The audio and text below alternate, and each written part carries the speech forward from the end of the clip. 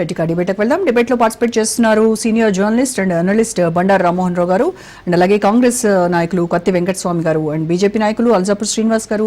స్టూడియోలో నాతో పాటు ఉన్నారు బీఆర్ఎస్ నాయకులు నిఖిల్ రావు గారు. నమస్కారం అండి అందరికీ. రైట్, ముందుగా రామ్మోహన్ రావు గారు మీతో స్టార్ట్ చేద్దాం. కాళేశ్వరం గురించి చాలా రకాలుగా విమర్శలు చేసి కాళేశ్వరం పైన అవినీతి జరిగింది అని చెప్పి ఎంక్వైరీలు వేసి తర్వాత కమిషన్ రిపోర్ట్లు ఈ హడావిడంతా నడుస్తూ ఉంటే ముందు నుంచి బీఆర్ఎస్ వాళ్ళు చెప్తూనే ఉన్నారు కాళేశ్వరం అనేది తెలంగాణకు వరప్రదాయిని, దానివల్ల కొన్ని లక్షల ఎకరాలకి నీళ్లు అందుతుంది, ఈ మొత్తం తెలంగాణ అంతా సస్యశ్యామలం అవుతుంది అని చెప్తే వాటన్నింటినీ లెక్క చేయకుండా కాళేశ్వరం అనేది కూలేశ్వరము, అంతా అవినీతి జరిగింది, 1,00,000 కోట్ల అవినీతి జరిగింది అని చెప్పి విమర్శించినటువంటి రేవంత్ రెడ్డి అండ్ కో వీళ్ళంతా కూడా ఇప్పుడు అదే నీళ్లను ఉపయోగించి ఇక్కడ గోదావరికి ప్రాజెక్టుకి తీసుకొస్తున్నారు అనేటువంటిది బీఆర్ఎస్ వాళ్ళు చేస్తున్నటువంటి వాదన. అంటే ఇప్పుడు కాళేశ్వరం పనికొచ్చిందా, ఆ నీళ్లు పనికొచ్చాయి, ఇప్పుడు ఏమంటావు రేవంత్ రెడ్డి అని వీళ్ళు అడుగుతున్నటువంటి పరిస్థితి. అదే ఒకటి ప్రధాన క్వశ్చన్. అయితే సెకండ్ వచ్చేసి గోదావరి ఫేజ్ 2 and 3 ప్రాజెక్ట్స్ 2 ఏళ్లలోనే కంప్లీట్ చేస్తాము అని రేవంత్ సర్కార్ చెప్తుంది. అంటే 7,360 కోట్ల ఖర్చుతో మల్లన్న సాగర్ నుంచి 20 TMCల నీళ్లు తేవడం అనేది it's not a small thing. So ఇది 2 ఏళ్లలో కంప్లీట్ అవుతుందంటారా? అసలు దీంట్లో ఉన్నటువంటి టెక్నికల్ అండ్ ఎకనామికల్ గా ఫైనాన్షియల్ గా చూస్తే ఇది ఎంతవరకు ఫీజిబిలిటీ ఉంది అని అంటారు దీనికి? రోజా గారు, మీకు మిత్రుడు వెంకటస్వామి గారికి అట్లాగే అల్జాపూర్ శ్రీనివాస్ గారికి రాజనీతి ప్రేక్షకులకు నమస్కారం.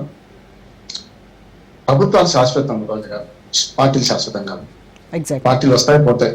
ఏ ప్రభుత్వం ఉన్నా గత ప్రభుత్వంలోని కొన్ని మంచిని కొన్ని మనకు పని చేసిన పనులు వీళ్ళు ప్రారంభోత్సవం చేసుకుంటారు, మళ్ళీ వీళ్ళు విడిచిపెట్టిన పనులు కొత్త పార్టీ అధికారంలోకి వస్తే దాన్ని ఎవరు కాదన్నారు.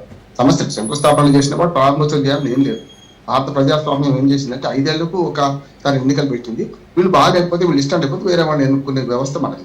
5 ఏళ్ళు మాత్రమే రాజకీయ నాయకులు పదవులు ఉండే ప్రజాప్రతినిధి. అటువంటి అప్పుడు 5 ఏళ్ల తర్వాత శంకుస్థాపన చేసిన వాడు మొత్తం పోయి అంతకుముందు దాన్ని వ్యతిరేకించే వాడే దాన్ని ఇనాగ్రేషన్ చేయవచ్చు. సర్పంచ్ పోతే అంతకుముందు సర్పంచ్ చేసిన పనులన్నీ కొత్తగా సర్పంచ్ ఇనాగ్రేట్ చేస్తే ప్రభుత్వాలు కూడా అంతే. ఇక్కడ తలా తోకలేని వాదన చేస్తున్నారు రేవంత్ రెడ్డి గారిని. చాలా గౌరవం ఉన్నది. ఒక ముఖ్యమంత్రిగా మన ముఖ్యమంత్రి ఆయన, కాంగ్రెస్ ముఖ్యమంత్రి, తెలుగుదేశం ముఖ్యమంత్రి, బీజేపీ లేకుంటే బీఆర్ఎస్ ముఖ్యమంత్రి కాదు, మా అందరికీ ముఖ్యమంత్రి. మా ముఖ్యమంత్రి అని మాట్లాడేది తప్పు. మాట్లాడితే ఎవరైనా మా ప్రధానమంత్రి, మా ముఖ్యమంత్రి అని కాదు. అందరికి ప్రధానమంత్రి, అందరికి ముఖ్యమంత్రి. ఓటు వేసిన వాడికి, ఓటు వేయని వాడికి కూడా. ఇక్కడ సమస్య ఏంటంటే కాళేశ్వరం గురించి పూర్తిగా అవగాహన ఉండి మాట్లాడతలేరు రేవంత్ రెడ్డి గారు అంటున్నాను. చూడండి, మల్లన్న సాగర్ రాజశేఖర్ 2009 నుంచి 15 ఏళ్ళు ఏం చేసిండ్రు? 15 ఏళ్ళు ఏం చేసిండ్రు మీరు?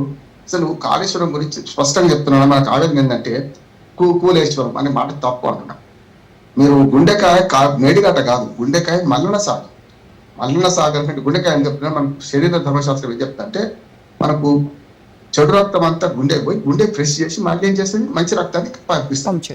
ఇవాళ మురికి నీళ్లు మా నీళ్ళని గోదావరి నుంచి తీసుకొని 4 ఫేజుల ద్వారా 5 ఫేజుల ద్వారా మల్లన్న సాగర్ చేరిన తర్వాత మల్లన్న సాగర్లో ఏం చేస్తారంటే అక్కడి నుంచి మళ్ళీ సాగునీటి కాలువలు అవన్నీ పోతుంటాయి. దాని మీద కూడా 2 ఉన్నాయి కాదట్లేదు. ఎల్లంపల్లికి పెద్దగా ఆయకట్టు లేదు, ఉన్నది కానీ తక్కువ. ఆ లెక్కన మిడుమానేరుకు కూడా ఆయకట్టు ఉంది, తక్కువ. నిజంగా చెప్పాలంటే మల్లన్న సాగర్ అసలు గుండెకాయ. వీళ్ళు గుండెకాయ పోయింది అని అంటున్నారు. గుండెకాయ అది కాదు. ప్రాజెక్టు గురించి తెలుసుకుంటే నల్లమల అడవులు ఎక్కడో తెలియదు ఆయన వారికి, అట్లానే దేవాదులు ఏ పొజిషన్లో ఉన్నదో తెలియదు. ఇట్లాంటి అప్పుడు నేను చెప్తున్నా, స్పష్టంగా చెప్తున్నాను, నేను టీఆర్ఎస్ ప్రభుత్వాన్ని సమర్థించడం కాదు. కాళేశ్వరం ఒక తెలంగాణ వరప్రదాయం. పోలవరం ఇట్లా అవినీతి ఉంది, నేను స్పష్టంగా చెప్తాను. కవిత గారు చెప్పినట్టు అందరూ అవినీతి ఉంది. తిలాపాపం తలాపెట్టుకోండి, కుటుంబ సభ్యులు దోచుకున్నారు, దాన్ని ఎవ్వరు కాదంటారు. కానీ దాన్ని ప్రాజెక్టును రాజకీయ కక్షతో ప్రాజెక్టును ఎందుకు బదనాలు చేస్తున్నారు అంటున్నారు. ప్రాజెక్టు విలువ తెలియని కూడా ఏదో కాళేశ్వరం కూలేశ్వరం చాలా సంతోషపడుతున్నారు. కూలేశ్వరం కాలేదు. కాళేశ్వరం ప్రాజెక్టులో 19 రిజర్వాయర్లు, 19 సబ్ స్టేషన్లు, రకరకాలుగా 250 టన్నెల్స్, సొరంగాలు, 1000 కిలోమీటర్ల కాలువలు, ఇదంతా కాళేశ్వరం కిందికి రాదా? నేను తర్వాత చెప్తాను. మల్లన్న సాగర్ నుంచి ప్లాన్ మన ప్రాజెక్టు ప్లాన్ 1, 2 లేనిలేదు అసలు. వీళ్ళు కొత్తగా చెప్తున్నారు. మొట్టమొదటి మేడిగడ్డ తీసుకున్నారు. మేడిగడ్డ 17 TMCల నీటి నిల్వ. అది బ్యారేజ్కి ఎక్కువ, డ్యామ్కి తక్కువ. దాని పైన ఉన్న అన్నారం, తర్వాత అన్నారం కూడా అంతే 11 TMC, 14 TMC. అది బ్యారేజ్కి ఎక్కువ. ఇది అసలు ఈ 3 బ్యారేజీలు దేని మీద కట్టినా కూడా అవగాహన లేదు. మన జూపల్ కృష్ణారావు గారు అలా మాట్లాడుతున్నారు అసెంబ్లీలో. అసలు నీళ్ళు ఎక్కడేంటి మీకు, మీ బ్యారేజ్ కు ప్రాణహిత కంటే ఎక్కడి నుంచి వస్తున్నాయి అన్నాడు. అసలు గోదావరి నది వేరు, ప్రాణహిత నది వేరు. ఈ 2 కలిసిన తర్వాత 22 కిలోమీటర్ల కింద మేడిగడ్డ కట్టిండ్రు. అంటే గోదావరి కలిసి నీళ్ళు అందరికి రావా? గోదావరి నదే అసలు ప్రాణహితనే ఉపనది గోదావరికి. ఉపనదిని విడిచిపెట్టి ఉపనది నుంచే నీళ్లు వస్తున్నట్టు ఆయన అడిగితే ఏం చెప్పాలి? అసెంబ్లీ సాక్షికి ఉపలక్షణాలకు ఉత్తర భారత తెలంగాణ నుంచి అవగాహన లేదంటున్నారు. ఒకటి. రెండో, దాన్ని సమర్థించే ముఖ్యమంత్రి కానీ మంత్రులు కానీ అంతకన్నా అవగాహన లేదు. మేడిగడ్డ తర్వాత రెండోది అన్నారం ఆనకట్ట గోదావరి మీద ఉన్నది, ప్రాణికి సంబంధం లేదు. గోదావరి నుంచి అక్కడ అక్కడ ఎక్కువ అయితే మిగిలిపోతాయి. దాని పీద ఉన్న గోదావరి ఖడి దగ్గర ఉంటుంది సుందిల్లా కూడా అంతే 9.5 TMC 10 TMC. ఈ మూడు కూడా ఒక కొత్త టెక్నాలజీ, ప్రపంచంలో ఎక్కడ లేని టెక్నాలజీ తీసుకుంటే అది ఫెయిల్ అవుద్దా సక్సెస్ అవుద్దా అని రాజకీయ నాయకులకు తెలియదు. వాళ్ళు ఇంజనీర్ చెప్పాలి, ఇంజనీర్ చెప్పిండ్రు కూడా మంచిది కట్టొచ్చా నాకు చెప్పింది. ప్రాజెక్టు భారతము మన PC ఘోష్ కమిషన్ దగ్గరికి వెళ్తే ఆ 3 బ్యారేజీలు మాత్రమే మనకు పనికి రాకుండా పోయినాయి అనుకుందాం. మేం కట్టిన ఎల్లంపల్లి శ్రీరాపాద అంటున్నారు కదా, కరెక్టే. కట్టి ఎన్నేళ్ళకి ఇచ్చిన నీళ్లు అది మాత్రం ఒక్కటి వాస్తవం ఒప్పుకోవాలి. వెల్లంపల్లి నుంచి హైదరాబాద్ పైప్ లైన్ ద్వారా నాది కూడా 11 గుంటల భూమి పోయింది. నా భూమిలోకి పైప్ లైన్ పోయింది. 11 గుంటలకు కేవలం 2 లక్షలు కూడా కట్టియలేడా. నేనేమంటున్నాను, అక్కడి నుంచి హైదరాబాద్ పైప్ లైన్ కూడా కాంగ్రెస్ ప్రభుత్వం వేసింది. కానీ ఏమైందండి, చివరికి KTR గారు ఒక స్విచ్ నొక్కి మేము నీళ్లు ఇచ్చినాం ఇక్కడికి పోమని. ఒరిజినల్ గా మూడు పైప్ లైన్ కృష్ణానది నుంచి ఉన్నాయి హైదరాబాద్ కు. ఒక పైప్ లైన్ పెద్దది, చాలా 90 మీటర్ల వెడల్పుతోని మన జాగ సేకరించి 90 మీటర్లు 1-2 కాదు చేసి అందులో నుంచి ఒక్క పైప్ లైన్ వేసింది. ఇంకా మూడు పడతాయని. అయితే ఆ పైప్ లైన్ ద్వారా నీళ్ళు వచ్చింది కరెక్ట్. హైదరాబాద్ నీటి సౌకర్యం కల్పించింది కాంగ్రెస్ పార్టీ. కానీ స్విచ్ ఆన్ చేసింది మన BRS స్విచ్ ఆన్ చేసింది. మేము ఇచ్చిన అన్నారు ఇప్పుడు వీళ్ళే చెప్తుంటాం. ఇక్కడికి వస్తాం. ఆ 3 వ్యాప్తులు పక్కన పెట్టండి. కాళేశ్వరం మన ఏదైతే ఎల్లంపల్లి ఉందో, ఎల్లంపల్లి కట్టిన తర్వాత కూడా దాని మీద మళ్ళీ 2,500 కోట్ల రూపాయలు గత BRS ప్రభుత్వం ఖర్చు పెట్టి, అంటే రాష్ట్ర ప్రభుత్వం ఖర్చు పెట్టి.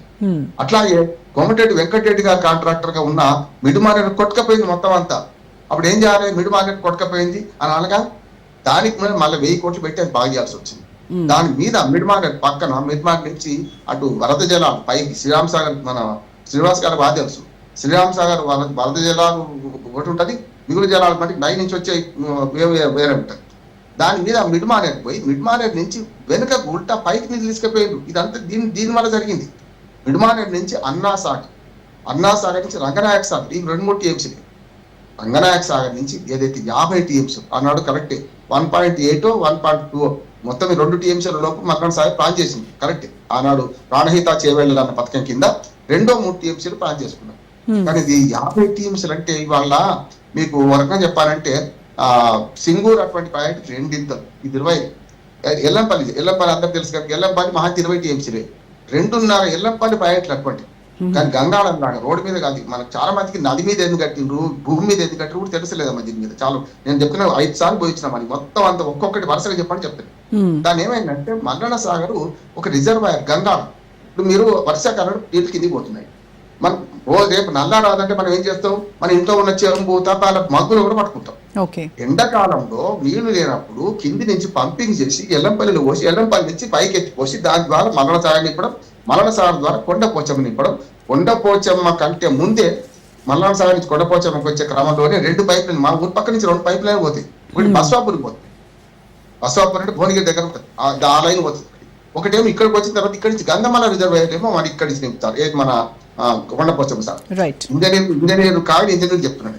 ఇదంతా పెద్ద ప్రాజెక్ట్. ఇక్కడి నుంచి కొండపోచమ్మ నుంచి మనకు జవహర్ నగర్ అంటే చాలా మంది తెలుసు, చెత్త డంపింగ్ యార్డ్ ఉంటుంది. వాసన మేము 50 సార్లు ఉద్యోగం చేసినాం. అది మార్చండి, అక్కడి నుంచి హైదరాబాద్ పక్కనే ఉంటుంది. అక్కడ కేటపాపురం ఉన్నది. అక్కడ 15 TMCల నీటి ట్యాంకు మళ్ళీ రిజర్వాయర్ కట్టే ఆలోచన. ఇది మొత్తం ప్లాన్. 100 కిలోమీటర్ల పైప్ లైన్లు, 1000 కిలోమీటర్ల మన కాలువలు, 1000 కిలోమీటర్ల కాలువలు, ఇవన్నీ చేసే అవసరం ఉంది. అయితే గుండెకాయ దాకా వచ్చినాక మరణసారి గుండెకాయ అయితే అక్కడి నుంచి డిస్ట్రిబ్యూషన్ కెనాల్స్ రావాలి. ఎందుకు రాలేదు సాగు మనకి సాగు భూమి అంటే? డిస్ట్రిబ్యూషన్ కెనాల్ లేకపోతే పొలాలకు నీళ్ళు ఎట్లా వస్తాయి? గంగాళం తలాపున గోదావరి మేమంతా ఏడుస్తున్నాం పాట పాడింది అంతే కదా. ఇప్పుడు ఇక్కడికి వచ్చే క్రమంలో ఇప్పుడు రేవంత్ రెడ్డి 2 నాటకాలు అంటున్నాడు. 2 నాటకాలు అంటున్నాడు, మాట్లాడుతుంది పెద్ద మాట ఇస్తాయి.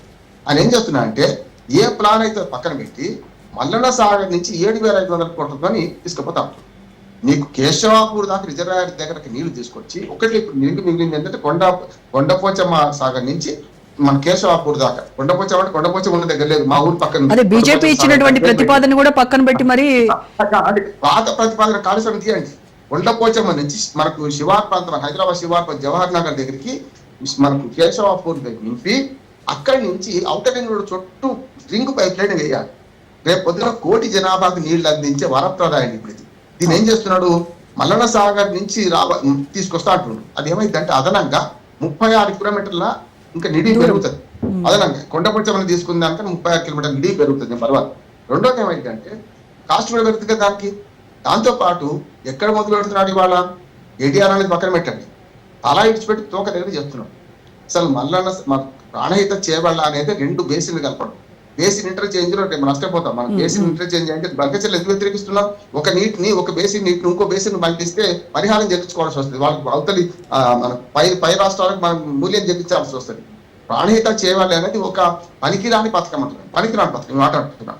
ప్రాణహిత చేవాలి దగ్గర తమ్మిడి అంటే నీళ్లు లేవు వంద సార్లు చెప్తారు, నీళ్లు లేవు అక్కడ, తిరిగి బంధుని చేస్తున్నారు. కానీ ఆ నీళ్లు కట్టి ఇప్పుడు ఇవాళ కాంగ్రెస్ పార్టీకి ఖచ్చితంగా చిత్తశుద్ధి ఉంటే ఈ ప్రభుత్వానికి తమ్మిడి అట్టి దగ్గర వాళ్ళ 45 మీటర్లకే కట్టి 145 మీటర్లు కట్టండి, 52 ఇటు పెట్టండి. కాబట్టి ఆదిలాబాద్ 3 లక్షల ఎకరాలు వాడతాయి కదా. కాలువలు కూడా అడిగి 11,000 రూపాయలు ఖర్చు పెట్టిందమ్మా. ఏది ప్రాణహిత చేవళ్లలో తమ్మిడి హట్టి నుంచి, తమ్మిడి హట్టి కాడ పట్టాడు మధ్య పోలే, తమ్మిడి హట్టి నుంచి ఏదైతే మనకు ఈ ఎల్లంపల్లి గారు పడేస్తామన్నారో ఒక్క ఫేజ్ లో, అంటే ఒకసారి ఇచ్చిపోయాలి పడేస్తామన్నారో ఆ ఫేజ్ లో కనుక 3 లక్షల కిలోమీటర్లు మన 3 లక్షల ఎకరాలకు నీరు మారవచ్చు ఆదిలాబాద్ అని ఖచ్చితంగా దీన్ని అంగీకరిస్తూ తమ్మిడి హట్టి బ్రిడ్జ్ కడతాం, మనకు ఆనకట్ట కడతామంటున్నారు. చాలా ఆహ్వానించదగ్గది. 145 కడతారా, 152 కడతారా, మహారాష్ట్ర ప్రభుత్వం ఒప్పిస్తారా మీ ఇష్టం. అదే కానీ ఇది ఏది ఉందో ఇవాళ పనికిరాని పథకం అంటున్నాడు. ఏది నీళ్ళ మళ్లింపు అనేది గోల్కొండ కాడికి ఇక్కడ చేసినది, మనకు గండిపేట దాకా చేసినది తోక పట్టుకుని వేరాటది. గండిపేట దగ్గర చేసుడు కాదు, వాళ్ళు చేయాల్సిన పని ఏంటంటే మల్లన్న సాగర్ దగ్గర ఇజ్జత్ పోతుంది, పరుగు పోతుంది, పరుగు పోతుంది. ఎంత పోటీ చెప్తారు వీళ్ళందరూ మల్లన్న సాగర్ వ్యతిరేకించారమ్మా. కోదండరామ్తో సహా నేను స్కూటర్ మీద పోయినట్టు అయ్యా పరిహారం ఇచ్చేంత మాత్రం గట్టిగా మాట్లాడినా. హరీష్ రావు చెప్పేది మోసం అని చెప్పిన. కానీ భూమి సేకరణ లేకుండా ప్రాజెక్టులు ఎక్కడి నుంచి వస్తాయి, ఆకాశం మీద వస్తాయా?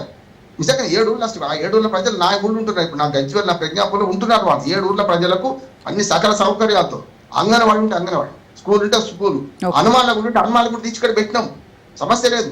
ఇవాళ పరిహారం విషయంలో వాళ్ళ త్యాగం గొప్పది. నిజంగా చెప్పినట్టు వాళ్ళందరూ పల్లీలు అమ్ముకుంటున్నారు, కంకులు అమ్ముకుంటున్నారు, చాలా వృత్తులని పోయినాయి. కానీ ఎక్కడైనా 7 ఊళ్ళు పోయినాయి అంటే ఎంత పోతుంది? కానీ ఆ 7 ఊళ్ళు పోయినందుకు అక్కడ ఈ మల్లన్న సాగర్ వద్దు అని చెప్పి, అసలే వద్దు అని చెప్పి ఈ కాంగ్రెస్ వాళ్ళు పోలేదా? అన్ని పార్టీలు బీజేపీ కాంగ్రెస్ వాళ్ళ ఉద్యమం చేసిన ఉంది. నేను అడ్వకేట్ గా నేను పోయి వాళ్ళని నచ్చ చెప్పిన ఏంటంటే హరీష్ రావు మోసం చేస్తున్నాడు, ఇది కరెక్ట్ కాదు, 6 లక్షల రూపాయలు తప్పు. ఆనాడు ఉన్న విలువ ప్రకారం 60,000 ఉంటే 6 లక్షలు ఇస్తున్నామని మోసం చేస్తున్నాడు హరీష్ రావు. కానీ 6 లక్షలు కాదు, 60,000 కాదు.